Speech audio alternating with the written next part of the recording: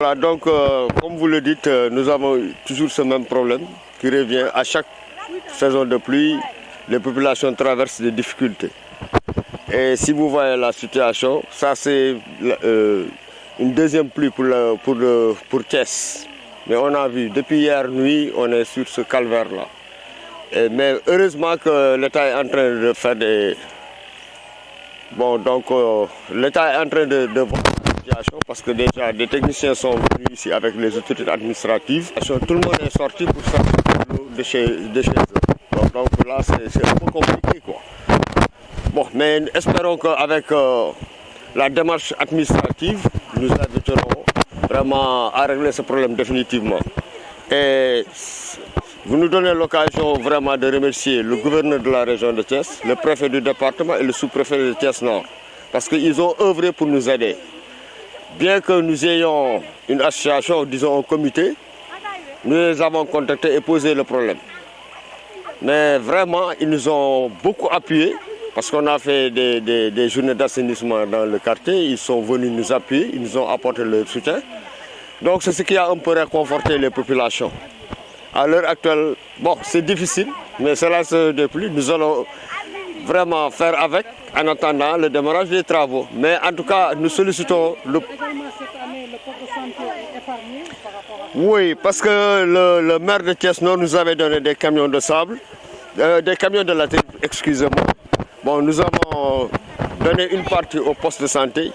Vraiment, ils ont fait des terrassements à l'intérieur et vraiment aussi, c'est l'occasion de féliciter l'ICP qui est sur place parce qu'il a complètement réformé le poste.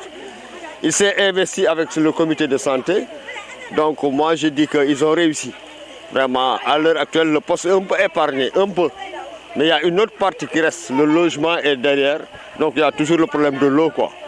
Et c'est un gosse qui est extrêmement formidable. Je dirais extrêmement formidable dans la mesure où il s'est impliqué dans la population. Donc vraiment, nous sommes très heureux vraiment qu'il soit à la direction de ce poste de santé-là, quoi.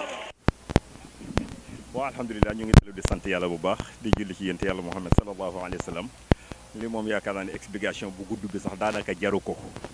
Pourquoi? Parce que tungu ne du teew ñuy nataal ku gis lii gis du ñuy dund di ko dund ak sa famille di ko dund ak sa vraiment bu ne la lii neex la xam nga ni wax loo dëgg lii lépp na gis ngeen nu mu demee kenn du leen expliquer lenn lu dul li ngeen teg seen bët ba tax na lii yàlla na ma yàlla baal kenn mënta wax lépp mais état lii xam nga ne am na ci responsabilité bi yëpp mooy gis nga ko ñoom ñëw nañu fi natt nañu xool nañu bind nañu chaque année pendant combien des années chaque année ñu ñëw ni dañuy defar bu ñu ñëwee bind rek jël papier dugal ci toile yi mais lii képp ku koy dund ku nekk xam nga ne vraiment mbir mu yéeme la mbir mu doy waar la di ko dund sa njaboot ah sa conscience tranquille boo nekkee ci àll bi lu taw am sax fit dootul dal sa xel du dal doo nekk ci jàmm boo ñëwee ci biir gis nga situation bi ni mu demee kenn waxula ku ci teg sa bët ku nekk xam ne ñoom ñii nga xam ne ñoo ngàñño mbirum état bi képp ci ñoom ku ñëwoon kaay dund situation bu mel ni dañ lay rey mais doo ko dund situation kër gi gis nga ni mu demee ku ni lay woon kaay ñu jël benn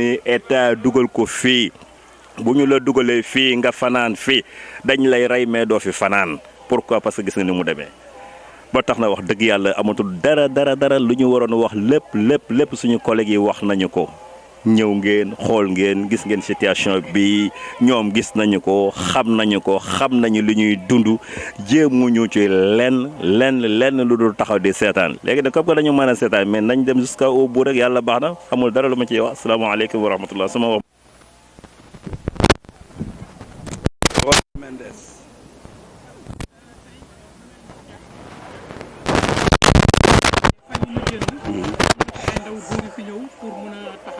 pour jeexal situation bi ci département ak ni mel tey ñu gis ñaareelu taw bi tey ñu bëri mën na génn seen i kër lan nga ciy ànd. En tout cas ça fait des années ba ñu waxee problème bi pas fait un geste jusqu'à ce jour.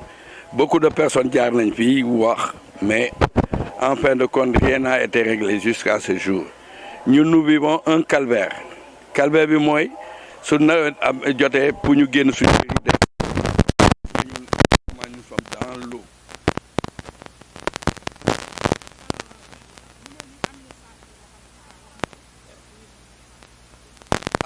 Nous attendons xam nga état lu mu wax ça peut être à durée mais fi mu nekk présentement li ñu mën a demander ñu jéem a def une intervention rapidement parce que c'est la situation xam naa su deuxième pluie ñëwee ça va poser un autre problème encore léegi urgence bi mooy pour le moment je sais à part les sapeurs-pompiers yi ñu war a mën a ñëw di fexe l'évacuation de l'eau li ci des mooy su taw ndox mi wàññee ko ñoom ñu attaquer les travaux. 1,7 milliard kenn xamul fu mu dugg mi ngi nii de depuis des années grand waaw depuis des années on nous parle de budget d'investissement pour les inondations pour l'eau etc. chaque année ñu sàcc ko. Présentez-vous d'abord. Je vais me présenter, je m'appelle Pape Amar Mbaye, candidat déclaré à la mairie de Thiès-Ouest. À la mairie de Thiès-Ouest. Oui. Aujourd'hui, vous avez vu tout Thiès est dans les eaux. Est-ce que vous avez un programme pour juguler à tout ça? Mais bien sûr. Parce que notre priorité aujourd'hui à Thiès, c'est essayer d'éradiquer vraiment ces inondations. Essayer de faire de telle sorte qu'après quelques millimètres d'eau de pluie qui tombe, que Thiès ne puisse plus patauger dans les eaux. Vraiment, depuis Matousalem, on nous parle de développement, de matrice de développement local de la commune de Thiès. Des milliards sont votés, des milliards et des milliards. Mais malheureusement, depuis les grades de convergence et tout, tous ces milliards-là ont été détournés et vraiment la ville de Thiès ne mérite pas ça. Merci.